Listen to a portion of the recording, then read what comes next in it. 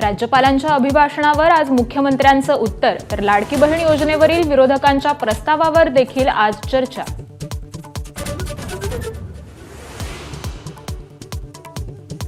आज सादर होणार राज्याचा आर्थिक पाहणी अहवाल.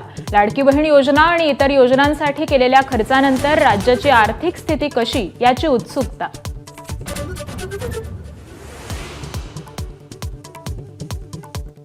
मुंबईत मराठी शिकलंच पाहिजे असं नाही म्हणणाऱ्या भैयाजी जोशींची सारवासारव.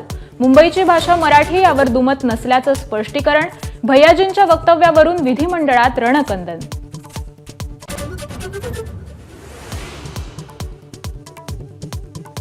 कोरटकरांप्रमाणेच भैयाजी जोशी चिल्लर माणूस असल्याचं जाहीर करा. उद्धव ठाकरेंचं आव्हान.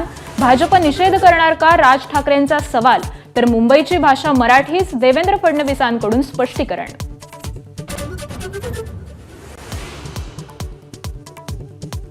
तुमच्या औलादी कोणत्या शाळेत शिकल्या? वकील गुणरत्न सदावर्तेंचा ठाकरे बंधूंवर हल्लाबोल. मराठीच्या मुद्द्यावरून भैयाजी जोशींची बाजू घेत सदावर्तेंचं वादग्रस्त वक्तव्य.